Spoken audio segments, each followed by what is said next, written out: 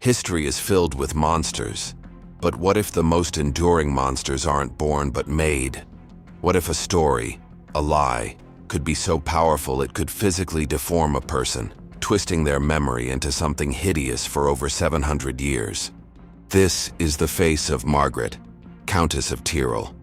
History remembers her as Maltash, the pocket-mouthed, the Ugly Duchess, a woman so physically repulsive, so monstrously deformed, that her name became a synonym for ugliness itself. Her face, immortalized in this famous painting, has haunted our nightmares for centuries. It inspired the grotesque Duchess in Alice in Wonderland. It became the textbook example of medieval ugliness. But what if I told you this was all a lie? A character assassination so brilliant, so vicious, that it has survived for 7 centuries. What if I told you that the woman you are looking at, this monster, was in fact described by her own contemporaries as exceptionally beautiful? This is the story of how history's most powerful weapon, propaganda, was used to destroy a powerful woman. It's the story of how a queen who dared to defy the rules of men was punished not with steel, but with a nickname that would murder her reputation, erase her achievements, and turn her into... If you believe that history is written by the victors, and that the truth is often buried, then subscribe to Dark Chronicles and activate the bell. Because we are about to dig up a 700-year-old lie, and the truth is more shocking than any painting. Our story begins in 1318, in the heart of the Alps. Margaret is born into immense power. Her father, Duke Henry of Carinthia, is a major player in the Holy Roman Empire. He was once King of Bohemia, even titular King of Poland, but his greatest prize is his land, the counties of Tyrol and Carinthia, a strategic crossroads that controls the mountain passes between Germany and Italy, a prize worth killing for. But Duke Henry has a problem, a fatal problem for a medieval ruler. He has no sons. Of his 2 daughters, only Margaret survives. In a world ruled by men, a female heir was a weakness, an invitation for vultures to circle. But Henry was a shrewd politician. He made a deal with the Holy Roman Emperor himself, Louis IV, to ensure that his daughter, Margaret, would inherit his lands. This was almost unheard of. From birth, Margaret was an exception to every rule, and by all contemporary accounts, she was a stunning exception. The chronicler John of Winterthur, who knew her, didn't describe a monster. He described a woman who was exceptionally beautiful. Other accounts praise her intelligence, her wit, her charm. She was the most eligible bachelorette in Europe, powerful, wealthy, and beautiful, a princess from a fairy tale. But in the 14th century, a princess, no matter how powerful, had only one purpose: to be a pawn in the great game of thrones. And at the tender age of 12, Margaret's fairy tale was about to become a nightmare. In 1330, she was married off to John Henry of Luxembourg, the younger brother of the future Emperor Charles IV. He was only 8 years old. She was 12. It wasn't a marriage, it was a political merger, a way for the powerful House of Luxembourg to get their hands on the strategic prize of Tyrol. Margaret, the beautiful heiress, was now a caged bird, her wings clipped before she had even learned to fly. The marriage was a disaster from day one. John Henry grew into a petulant, arrogant, and, according to many sources, impotent or uninterested young man. For over a decade, the marriage remained unconsummated. No children were born. For a medieval dynasty, this was a death sentence. The pressure on Margaret was immense. The failure to produce an heir was always blamed on the woman. But Margaret was not a submissive wife. She was her father's daughter. She was intelligent, politically savvy, and deeply connected to her people in Tyrol. She saw how her husband and his Luxembourgish cronies were treating her homeland like a personal piggy bank, ignoring the local nobility and draining its resources. She was a countess in name, but a prisoner in her own court. For 11 years she endured this humiliation. 11 years of a loveless, childless marriage. 11 years of watching her birthright being squandered. Most women of her time would have accepted their fate. They would have prayed. They would have wept in silence. But Margaret was not most women. In the autumn of 1341, Margaret did the unthinkable.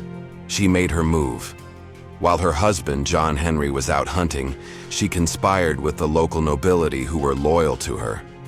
When he returned to Castle Tyrol, he found the gates barred, locked out.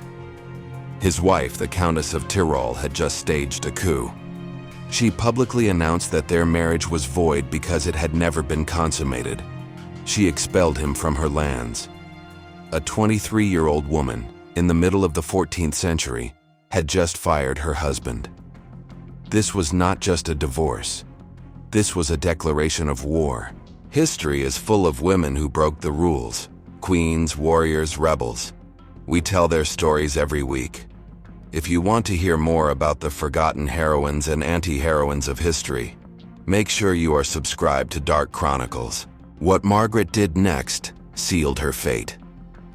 She didn't just divorce her husband, she had already chosen his replacement, and it was a brilliant political move.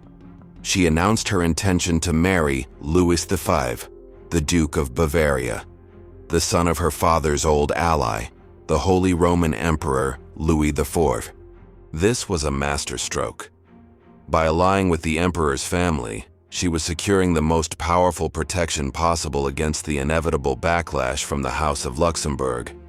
In February 1342, just a few months after kicking out her first husband, she married Louis. She was a woman who knew what she wanted and she took it. But there was one power she had underestimated: the Pope. The House of Luxembourg had the new Pope, Clement VI, in their pocket. And the Pope was furious. A woman couldn't just decide her own marriage was void. That was his job. He refused to grant the annulment. This meant Margaret's new marriage was, in the eyes of the Church, adulterous, bigamous. The propaganda machine of the Church roared to life, and it was aimed squarely at Margaret. They couldn't attack her for being a shrewd politician. They couldn't attack her for wanting to protect her lands. So they attacked her body. They attacked her womanhood. They gave her a nickname, Maltash. Today, if you look up the word, it might refer to a type of German pasta. But in 14th century German, Maltash was a vile insult. It literally meant pouch mouth, but its slang meaning was unequivocal. Whore, slut, vicious, promiscuous woman. This was the birth of the monster. The Church and its propagandists began a relentless smear campaign. They couldn't make her politically illegitimate, so they made her physically repulsive. The logic was simple and brutal. What kind of woman would behave this way? A monstrous one, a deformed one, an ugly one. The nickname Maltash began to shift in meaning. It was no longer just about her morals. It became about her face. Her enemies, the supporters of the House of Luxembourg, eagerly spread the new narrative. Chroniclers in their pay began to describe her as hideous. They called her Medusa. They invented stories of her monstrous appearance and her insatiable lust. The beautiful, intelligent countess was being erased, and in her place, they were painting a monster. While her enemies were busy calling her ugly, Margaret was busy being one of the most effective rulers of her time. The Pope excommunicated her and her new husband. He placed Tyrol under an interdict, meaning no church services, no baptisms, no Christian burials could take place. It was the medieval equivalent of a nuclear bomb, designed to turn the people against their ruler. But it failed. The people of Tyrol remained fiercely loyal to their countess, and Margaret fought back. She and her husband Louis found their own scholars, Marsilius of Padua and William of Ockham, who wrote scathing treatises arguing that the Pope had no right to interfere in state matters. She was fighting a war on two fronts: a military war against the Luxembourgs, and an ideological war against the papacy. And she was winning. She successfully defended Tyrol from multiple invasions. She outmaneuvered her enemies at every turn. She became known as the she-wolf of the Tyrol, a name meant as an insult, but one that perfectly captured her ferocity and her cunning. She was a ruler, a warrior, a politician. She was everything a medieval woman was not supposed to be. And for that, the lies about her only grew more vicious. But her life was also marked by tragedy. Her second husband, Louis, died in 1361. Her only son from that marriage, Meinhard III, died just 2 years later under suspicious circumstances, possibly poisoned. At the age of 45, Margaret was alone. Her dynasty was at an end. Her enemies were circling, ready to tear her lands apart. Exhausted, grieving, and politically isolated, she made her final pragmatic move. In 1363, she abdicated, bequeathing her beloved Tyrol to the ambitious Habsburg Dukes of Austria. It was a decision that would shape the map of Europe for the next 600 years. She retired to Vienna and died in 1369, a lonely figure whose life's work had been secured, but whose reputation had been destroyed. History is a battlefield of narratives. For every official story, there's a hidden truth. We are dedicated to uncovering those truths. Click that subscribe button and join us on our mission to challenge the lies of the past. Margaret died, but the Maltash, the monster, was just beginning to live. The nickname, born from a political smear, had taken on a life of its own. It was too juicy, too memorable to die. Over the next century, the story of the Ugly Duchess grew. The truth of the beautiful, intelligent Countess was forgotten. All that remained was the caricature. And then, in 1513, 144 years after Margaret's death, the Flemish artist Quentin Matsys painted this, a grotesque old woman. It was likely never intended to be a portrait of Margaret. It was a satirical work, perhaps a study of a real person suffering from Paget's disease, a condition that deforms the bones. Or maybe it was just a fantasy, a study in ugliness. But at some point, someone connected this painting to the legend of Margaret Maltash, and the two became inseparable. The lie finally had a face, a hideous, unforgettable face. This painting became the proof that she was a monster. No one cared that it was painted a century and a half after she died. No one cared that contemporary sources said the exact opposite. The monster had been made real. The final nail in the coffin of her reputation came from an unlikely source. In the 19th century, Sir John Tenniel was illustrating Lewis Carroll's new book, Alice's Adventures in Wonderland. When it came to the character of the Duchess, he based his drawing directly on the Matsys painting.